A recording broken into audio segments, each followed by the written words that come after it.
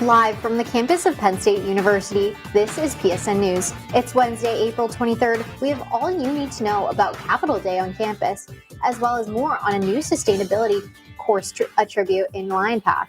We also have details on the Karen Reed trial, along with sports, entertainment, weather, and an interview. Stay tuned.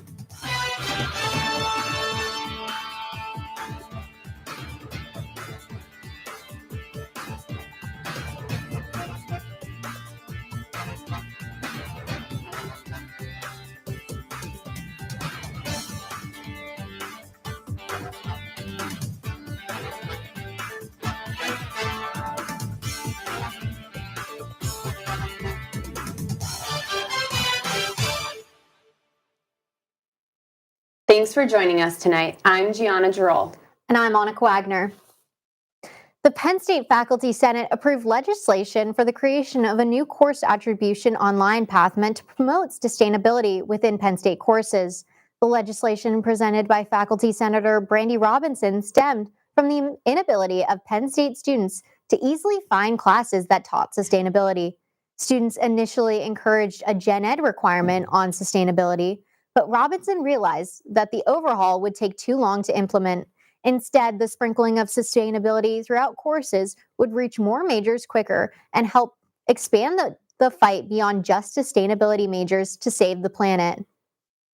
Capitol Day on campus at University Park will be held this Friday, April 25th from 10 a.m. to 4 p.m.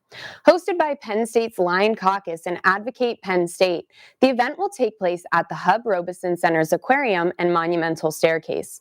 Capitol Day on campus will encourage students and the campus community to share their stories of how Penn State impacts them and Pennsylvania as a whole. There will also be various giveaways throughout the event. All Penn Staters are encouraged to help support fair funding for Penn State at advocacy.psu.edu. The State College Food Bank will celebrate their first anniversary of their new location with an open house this Thursday. Highlighting the celebration will be the unveiling of an artist-created donor wall.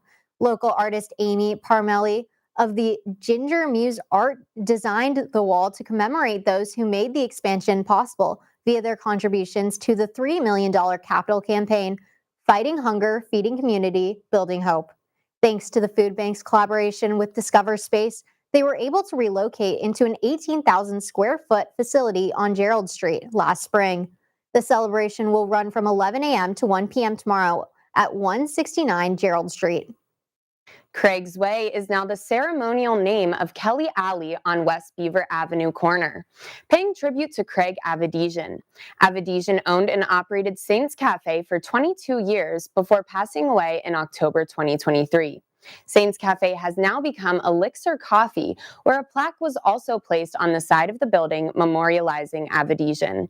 The Borough Council approved the ceremonial naming in 2024. State College officials and community members joined together just this past Saturday for the unveiling. What kind of weather can students expect for the blue and white game this Saturday? Student meteorologist Frank Gargione is live in the studio with this week's forecast. Frank? Thanks, Gianna. Take a live look here at the Penn State golf courses. An absolutely beautiful day if you're a golfer to play a round of 18, as we have the sun setting above the mountains here, some lingering clouds, but an overall beautiful day here across State College. Right now here in State College, 72 degrees, feeling like 72, dew point of 39, visibility very clear at 10 miles. We do have a little bit of a southern wind at 3 miles per hour. As we take a look at our weather headlines here across Penn State and here across State College, staying clear tonight and into tomorrow, but we do have a chance for precipitation as we head Friday into Saturday, putting our blue and white game into jeopardy. We do expect rain, especially in the morning. We'll get to that in just a second. But as we take a look at our temperatures across the State College area, around the low to mid 70s, a lot of 71, 72, 74 here in Altoona. And if we take a step back and look at the rest of the state, we're in about the mid 70s across pretty much the whole entire state. 77 here in Pittsburgh, 68 in Erie, the only spot not hitting 70. Philadelphia, as we head towards our southeast, 75 degrees. So an overall really nice day, and we are 10 degrees above average pretty much across the whole state as we look at our high temperature departure from average. We're about 10 degrees above average here in State College. We head to our west, about 12 here in Pittsburgh, 12 in Du Bois, 6 in Franklin. If you take a look back towards our east, 9 in Harrisburg, 8 in Philly, 9 in Allentown. So we're anywhere from around 5 to 15 degrees above average across the state. If you take a look at our radar and satellite, as of right now, very clear skies across pretty much the entire state. We did have some clouds in State College about an hour ago, but those are seeming to dissipate. If we take a look, step back at the whole continental United States, we do see a system down here in the southeast and towards the Midwest. But if we look at our northeast mid-Atlantic area, very clear, very beautiful night on tap across the northeast. As we take a look at our future weather back home, we can expect some clouds in the State College area around 4:30 in the morning.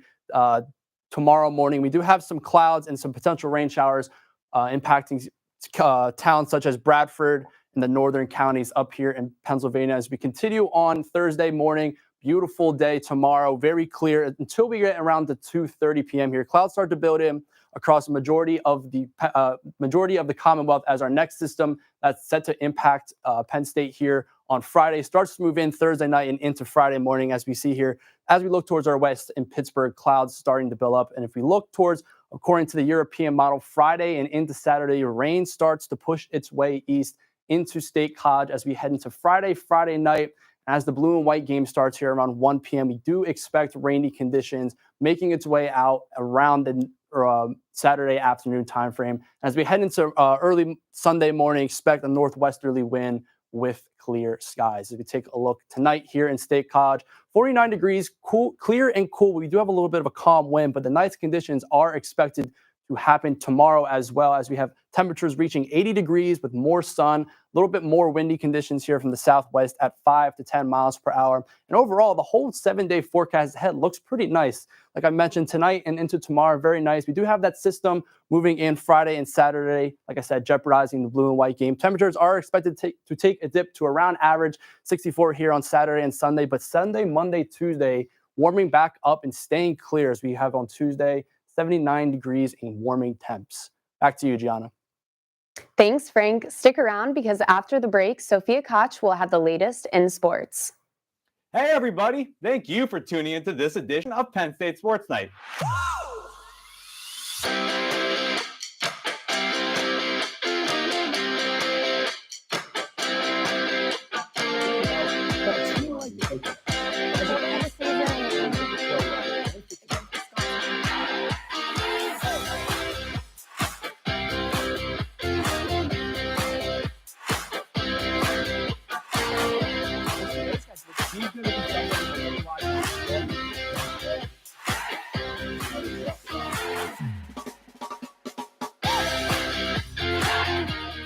For all of us here at the Belisari Media Center, we are Penn State Sports Night. Live from the campus of Penn State University, this is PSN News. Penn State Network News is a student-produced, bi-weekly live news show featuring all student talent. From local and national news to sports, entertainment, weather, and live interviews, we have it all. We also feature student-made packages from across campus. Airing every Monday and Wednesday at 7 p.m. We are PSN News. Be sure to check us out on Twitter and Facebook at PSN News, on Instagram at Penn State Network News, and to subscribe to our YouTube channel at youtube.com/PSN News. Have a good night and stay safe, Penn State. Welcome back to PSN News. I'm Sophia Koch with your sports update. Penn State football fans, get ready for a fun day. This Saturday, the Nittany Lions will play in the blue and white game. It's a practice game where Penn State plays against itself. The team splits into two sides, one in blue and one in white. Fans can watch for free at Beaver Stadium. There'll be food, music, and lots of smiles. It's a great time to see new players, big plays. The game starts in the afternoon, so come early and wear your Penn State gear. Cheer loud, have fun, and enjoy a great day of football. Penn State's big center is making a big move.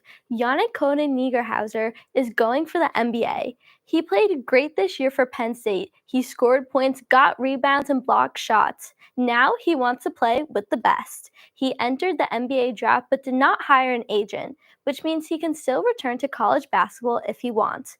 Fans are excited to see what he does next year. Everyone is cheering him on no matter what. The NFL draft is this Thursday. Football teams will pick new players for the next season. The draft will be in Green Bay, Wisconsin. Fans from all over will be watching. Big names like Cam Ward and Travis Hunter may be picked early. These players were stars in college and now they want to play in the NFL. Teams take turns picking the best players, and the first round is the most exciting. Who will go number one? We'll find out soon. Get ready for lots of cheering, surprises, and new football stars. The NBA playoffs are heating up. The Los Angeles Lakers just won a big game. They beat the Minnesota Timberwolves 94-85. Now the series is tied. Luka Doncic was the star of the night. He scored 31 points, made big plays, and the crowd was loud, cheering all game long. Both teams want to win the next game. Only one can move on to the next round. Who will it be? We'll find out soon. That's all for your sports update. After the break, Kylie Smith has the latest in the world of entertainment. Stay tuned. If you don't include human beings, you cannot accurately model the way the climate has changed over the last 50 years. And I don't know that we're ever going to be free of some sort of bug. A natural state of motion for something to be in is to remain in its current state of motion. I've been lucky enough to discover various things out there. Pulsars, exoplanets, and some other phenomena that ended up being interesting. Hi, I'm Johnson Gary with Asking Penn State. What if Asking Penn State? Asking Penn State. Asking Penn State. Asking Penn State. Welcome back to Asking Penn State.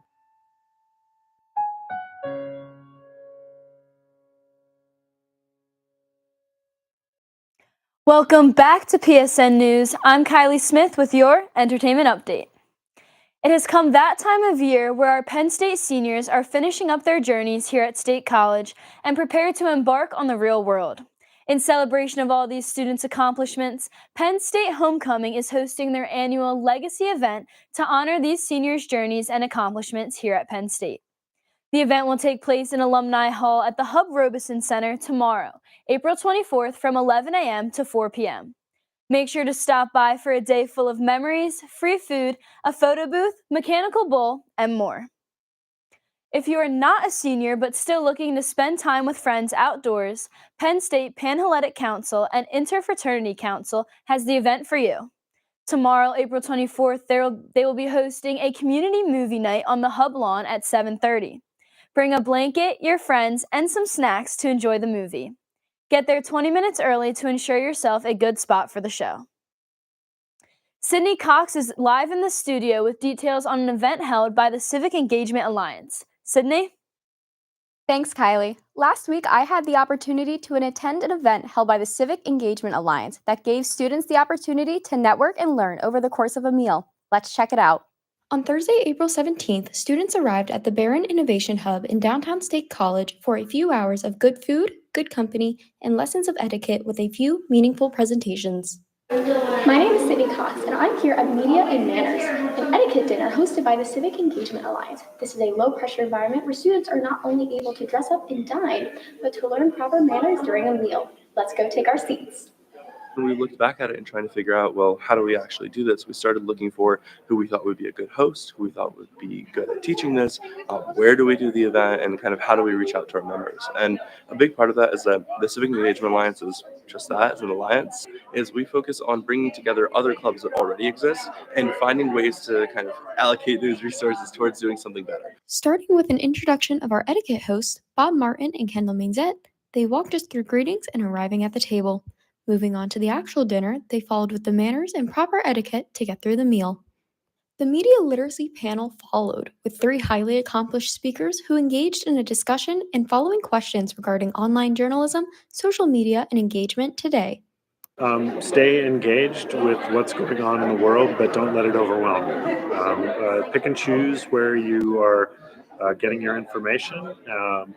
Try to stay off social media as much as you can so you can control that, and talk to people and be in the world. That would be the best antidote for media today, is just to hang out with people and realize that life is good. This panel was a large focus of the event, as nowadays it is a struggle to navigate the online space, and Gianna, Matt, and Emily did a fantastic job sharing not only their experiences, but some advice on the subject, touching on ideas of politics, influencers, and AI. Although many other colleges and organizations have their own variation of an etiquette dinner, this one is very meaningful to learn some various information from. I'm Sydney Cox with PSN News, coming at you from University Park. The Civic Engagement Alliance focuses on voter education, service events, and professional development. And although this year is almost over, be sure to keep an eye out for their upcoming events in the community. Thank you again to the CEA, and back over to you, Kylie. Thanks, Sydney. In national news, Leslie Odom Jr. is coming back to the room where it happened. Leslie will be returning to Broadway as he reprises his role of Aaron Burr in the hit musical Hamilton from September 9th through November 23rd of 2025. Odom, who has won a Tony and a Grammy for his original cast recording of Hamilton in 2015, said, quote, "I can't wait to revisit this brilliant piece that forever changed my life and the lives of many. This is all the more special as Hamilton is celebrating its 10-year anniversary on Broadway." Netflix has announced that their original series Heartstopper will not be filming a fourth season, but instead ending Nick and Charles' journey with a movie. The movie will be based off of Alice Oseman's upcoming novel Heartstopper Volume 6, with stars Kit Connor and Joe Locke coming back to our screens. The film will be picked up after the season 3 finale and is intended to see the couple navigate through more challenges as their love grows. That's all for your entertainment update. Coming up next, interview anchor Annalise Hansen will be speaking with Rasha El-Wakil, the UPUA president for the upcoming school year. Stay tuned. Live from the campus of Penn State University, this is PSN News. Penn State Network News is a student-produced, bi-weekly live news show featuring all student talent. From local and national news to sports, entertainment, weather, and live interviews, we have it all. We also feature student-made packages from across campus. Airing every Monday and Wednesday at 7 p.m. We are PSN News. Be sure to check us out on Twitter and Facebook at PSN News, on Instagram at Penn State Network News, and to subscribe to our YouTube channel at youtube.com/PSN News. Have a good night and stay safe, Penn State. Welcome back to PSN News. I'm Annalise Hansen, and with me tonight is Rasha El-Wakil, the next UPUA president. Thank you so much for coming in tonight, Rasha. Thank you for having me. Of course. So can you tell me a little bit about your major and some of the campus organizations or roles that you've been involved in at your time at Penn State? Yeah, so I'm a junior studying geography. Some of the roles I currently hold is the University Park Undergraduate Association president. I also serve on the Pan-Hellenic Executive Council as the vice president of Diversity, Equity, Inclusion. And I just wrapped up my term as DEI chair for Lion Ambassadors, and I'm a part of the Presidential Leadership Academy. Awesome. What inspired you to run for UPUA president, and what does it mean to you to hold this role? Yeah, I really wanted to run for president because of all the things I've seen UPUA do and all the good work that it has done for my 3 years being within the organization. However, I knew that there were still key factors that need to be improved on and student voices that still weren't heard. And I really wanted to ensure that we were listening to all students. And so one thing that me and my vice president, Fletcher Port, did was ensure that a lot of the things on our platforms were things that we heard from other students. They weren't like things that we just wanted to implement, but things that we met with so many different students for. And so just holding this position now, I'm super grateful to have been elected. Just getting to work with so many amazing people and continue all the work I've done within the organization and collaborate with so many other individuals here at Penn State is just truly amazing, and I'm so grateful for it. That's great. So what are your top 3 priorities for your term, and how are you working to achieve them? Yeah, so our first one is financial affordability. When we think about tuition, that's probably one of the most expensive things someone will pay in their entire lifetime. And so we really want to maintain retention rates here at Penn State and even increase it.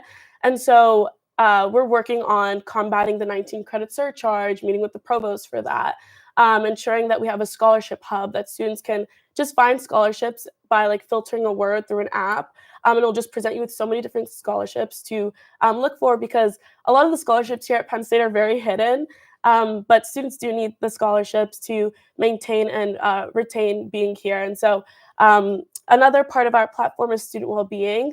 We want to ensure that all students feel a sense of belonging here at Penn State and know that they're welcomed. And so we're looking at putting menstrual products, like a menstrual dispensary within residence halls, just to ensure equitable access to menstrual care and products. We also want to ensure that campus is accessible to all students, regardless of different physical abilities and cognitive abilities. And just ensuring that we have safe spaces here on campus for students, mental health days. That was something that was huge during COVID, was implementing mental health days. And so we really want to pass that through Faculty Senate, just because as students, we have so many different things that we need to take care of, and including our academics, our social life, our personal health, and just extracurriculars as well. And so we really want to implement those mental health days just so students can just relax throughout the semester. And the last thing would be administrative transparency. There's a lot of things that go on within Penn State. However, a lot of students don't know about it, or there's a sense of misinformation that sometimes does formulate. And so through our blog posts that we're going to put out, explaining what's going on within the university, I'm currently going to sit on the student fee board. So I will also be talking about where your student fee is allocated towards, because a lot of people thought that their student fee was being put towards the Beaver Stadium renovations, and it's not. And so just, hopefully spreading the correct information to students, as well as just having office hours so students can approach us with any concerns that they have. That's also important. How do you balance representing such a diverse student body while maintaining your own leadership voice? Yeah, so I love to be involved. Through all my involvements, I've gotten to learn a lot about what my fellow Penn Staters need and want. And so that's something that I really want to do, is just be approachable and have people approach me with everything that they sort of want to be fixed here on campus. And so, just hearing all these different perspectives and listening to students of so many different identities and backgrounds is something that I really want to do. And so, yeah. How has your experience as vice president shaped the way that you will lead as president, and what differences do you expect between the two roles? Yeah, so as vice president, I was able to go into a lot of meetings that Zion, the former UPA president, was able to do. I was able just to hear about all the projects and everything that he was involved in, including committees and councils. And so it's really just prepped me to just see everything that he had going on in his day-to-day life, and sort of implement that now into my day-to-day life, and see how he led as a president. And also seeing what played out well as within my term as vice president, and what didn't go so well, and looking at feedback to fix that in my upcoming term is something that's really important to me. Yeah. So what does a typical day look like for you, and what parts of the role do people often not see? So a typical day for me is so many different meetings, but I love all those meetings that I do have, whether that's for my different organizations, but specifically for UPUA. I've been able to sit on Faculty Senate. I've been able to sit on Board of Trustee meetings, individual one-on-one meetings with students, and meetings with the representatives within the organization. So my day-to-day life is definitely not the same. There's so many different things that go on, as well as my classes too. I do attend my classes, but my meetings are it always is something new every single week. And I love that I never have a set routine, because I get to meet so many amazing and cool individuals and people from different centers and organizations. What role do you think that UPUA should play in responding to national or global events that impact students, such as protests or political crises? Yeah, so our whole goal of the UPUA is to better the student experience here at Penn State. And so with everything that's happening, we just want to listen to students. And so we just want to be an approachable figure where students can come to us and tell us their concerns. And so UPUA is what we do first is listen, and then what we do second is action. And so we listen to people's concerns, talk to key stakeholders with those concerns, and then implement actionable solutions that we can therefore act on. And so we just really want to have a sense of approachability when it comes to hearing student needs and concerns. Great. Rasha, thank you so much for coming in and telling us about your experiences with UPUA. Thank you for having me. Now stick around because coming up next, Anneke and Gianna will have the latest news from across the nation. If you don't include human beings, you cannot accurately model the way the climate has changed over the last 50 years. And I don't know that we're ever going to be free of some sort of bug. A natural state of motion for something to be in is to remain in its current state of motion. I've been lucky enough to discover various things out there. Pulsars, exoplanets, and some other phenomena that ended up being interesting. Hi, I'm Johnson Gary with Asking Penn State. With Asking Penn State, Asking Penn State. Asking Penn State, Asking Penn State. Welcome back to Asking Penn State.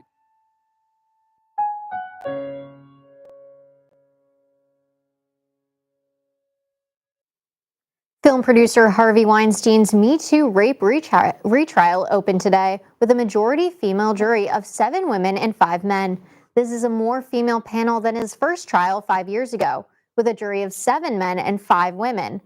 This trial marked a significant moment for the Me Too movement against sexual misconduct, but Weinstein is being tried again after New York's highest court overturned his 2020 conviction. 73-year-old Weinstein has pleaded not guilty and denies the rape and sexual assault allegations against him. Yesterday marked the start of Karen Reed's second murder trial in Boston. Reed is accused of striking her Boston police officer boyfriend, John O'Keefe, with her SUV and leaving him to die in the snow in 2022. Reed has been charged with second-degree murder, manslaughter while operating a vehicle under the influence and leaving the scene. A mistrial was declared last year after jurors could not come to a decision. The second trial is underway, with Reed still maintaining her innocence. Harvard University is suing the Trump administration to stop the federal freeze of more than $2.2 billion in grants. The administration froze Harvard's funding after the university refused to limit activism on campus. The lawsuit says the freeze violates the First Amendment and Title VI of the Civil Rights Act. The American Council on Education applauded Harvard for taking the step to protect the rule of law. Pope Francis died on Monday at age 88, making his last appearance on Easter Sunday. His funeral will be held Saturday at 10 a.m. in St. Peter's Square. President Donald Trump and First Lady Melania Trump are expected to attend, as well as Argentine President Javier Milei. Francis was history's first Latin American pontiff. Pope Francis will lie in state beginning Wednesday in St. Peter's Basilica, where visitors can pay their respects. The conclave to choose Francis's successor must begin between May 5th and 10th. That concludes our show tonight at PSN News. Be sure to check us out on Twitter and Facebook at PSN News, on Instagram at Penn State Network News, and to subscribe to our YouTube channel at youtube.com/PSN News. Have a good night and stay safe, Penn State.